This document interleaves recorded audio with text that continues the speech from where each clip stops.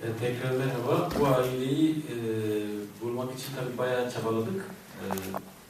Türkiye'de yaklaşık 1 milyona yakın bir mevsimlik işçi yapan bir kitle olduğunu biliyoruz. Rebonjour. Pour la famille, on a cherché plein d'habitants parce qu'en Turquie, il y a à peu près 1 million de saisonnières qui travaillent dans les champs. Bunların çok büyük bir kısmı, yani %90'a yakını Kürt işçilerden oluşuyordu. C'est 99% c'est Kurdes. Ben böyle bir film yaparken tabii seçeceğim ailenin çok önemli olduğunu biliyordum. O açıdan da yaklaşık 2 ay, 3 ay bu aileyi aramakla uğraştım. Yani birçok ailenin ön çekimlerini yaptık ama içinden en iyi olan bu oldu. Pour moi, la famille c'était important. J'ai cherché à peu près de 3 mois et j'ai rencontré plusieurs familles et donc j'ai trouvé celle-là. Hatta seçimde çok etkili olan da aslında babanın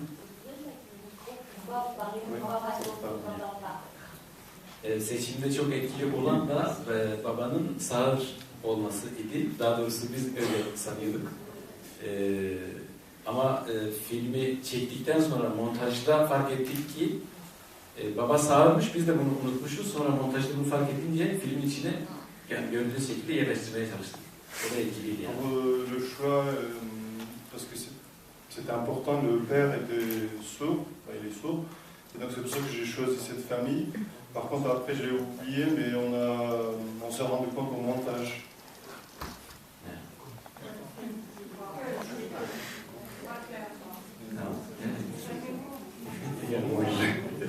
Si je peux me permettre, en fait, quand ils ont casté la famille, en fait, c'est cette scène qu'on voit à la fin. Peut-être que c'est plus clair si Kazim peut nous parler justement de cette scène qui arrive à la fin du film, où on vous voit poser des questions au père qui prétend à ce moment-là d'être sourd.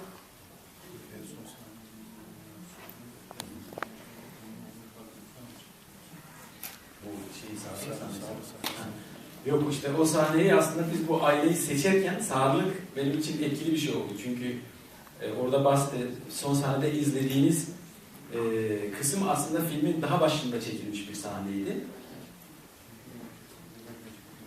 Evet, casting yaparken. En fait, cette scène, c'était tout au début du film, c'est pendant le casting, donc c'était pas pendant le tournage, c'était pas la fin. Çünkü onlar bizim valilikten geldiğimizi ve bizden yardım almak için öyle bir sağırlık rolü yapması gerekiyormuş adamın. Parce qu'il croyait que Kazim et son équipe, ils viennent de la préfecture et ils m'ont donné l'aide, donc ils faisaient semblant de... Enfin, ils jouaient du sourd. Biz de bunu montajda fark edince dublaj olarak yapıp orada 2 memur sesi koyarak yani sahneye yerleştirmiş olduk. Puis après, on a fait un montage, on a rajouté le son de l'employé de la préfecture.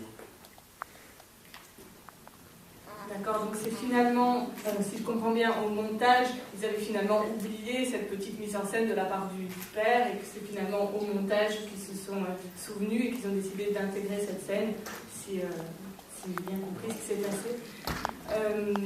Donc finalement, une mise en scène pour commencer ce premier contact avec la famille, ce qui est un petit peu insolite pour commencer un documentaire.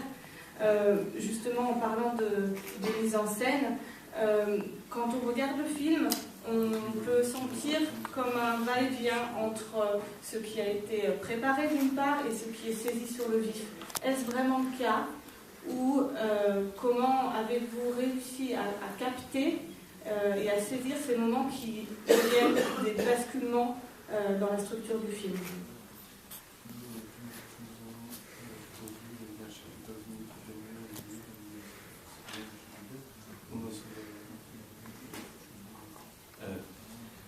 Doğru, yani bu filmde kurgu hemen neredeyse yok. Sadece bahsettiğim o son sahnede yardım almak için oynadığı sağırlıkta kullandığımız 2 memurun dublaj sesi dışında hepsi gerçek. Il n'y a pas de fiction à part la dernière scène avec les employés de la préfecture, il n'y a pas de fiction, tout est du vrai. Yani orada da dublaj kullanmamın sebebi zaten aslında gerçeklik öyleydi. Bizi öyle düşündükleri için o sahneyi kurduk. Ekip olarak bunun yanlış olmayacağını düşündük. On peut dire que c'était fiction, mais eux, ils croyaient que nous, on était employés de la préfecture. Onun dışında tabii ki aslında belgesel sinemada da kurgu dediğimiz şey aslında fiction'daki gibi çok real, gerçek yani çok etkili bence. Yani belgesel sinemada da kurgu fiksiyondaki gibi etkili bir araç bence. En documentaire aussi, c'est efficace de la narration de fiction. Yani oyun dışındaki hemen hemen her şey gerçek ve doğal akışı içerisinde geçiyor. Le reste, tout était réel et il n'y avait pas de mise en scène. Bir de